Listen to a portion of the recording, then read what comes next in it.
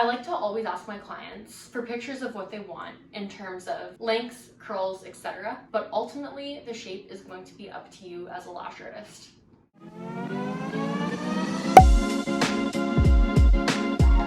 Usually, when a client shows you a picture of what they want, it never has anything to do with the shape. It's usually to do with, oh, I like how wispy that set is, or I like how curly or dense those lashes are.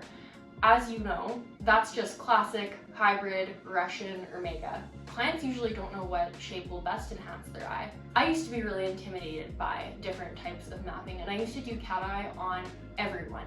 Well, I still do a tapered cat eye on a good chunk of my clients. I pay a lot more attention to the shape of their eye and the shape of their face before choosing my type of map. Every map in the lash industry is going to be a variation of cat eye or doll eye, essentially.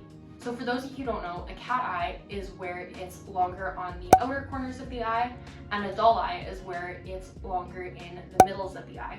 So this doesn't mean that the lengths are longer than you would normally do on those natural lashes. It just means that the longest length of your map is going to be in that designated part.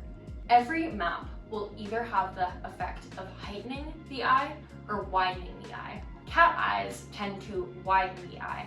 Doll eyes tend to heighten the eye, and a tapered cat eye or a kitten can sometimes have a nice in-between effect. I think it's a really flattering choice for a lot of people.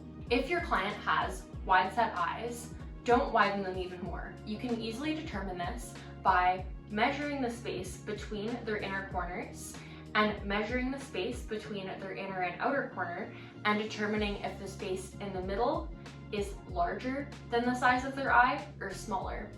If the space is smaller, they're gonna have narrow set eyes. And if the space is wider, they have wide set eyes.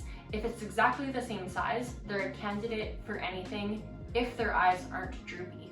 If your client has narrow set eyes and their inner corner and outer corner are equal heights, meaning their eyes aren't droopy, they're a great candidate for a doll eye or a cat eye.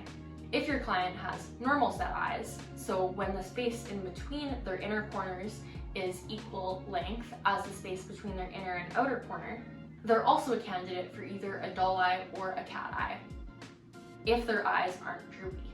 Always, before you do a cat eye, make sure that that inner corner and outer corner are equal heights, so you don't cause any more droopiness. Whichever type of map you're doing, make sure that you always line it up with their iris. You can easily find their iris by measuring the inner corner of their eyebrow and the arch of their eyebrow and going exactly halfway in between.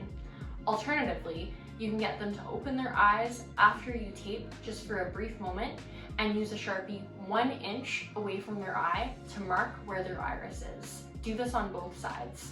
If you're doing a cat eye, mark out where the arch of their eyebrow is, and that's where your longest length is either going to be or start, depending on if you're doing a traditional cat eye or a tapered cat eye, where you just go a couple lengths shorter on the ends to give it more of that tapered or kitten effect. Make sure you're always mapping with intention and you're not just doing what your client wants without making sure that it's actually going to look flattering on them. That's all for today. Thank you so much for watching. Like and subscribe if you gained value from this video, and I hope to see you guys next week.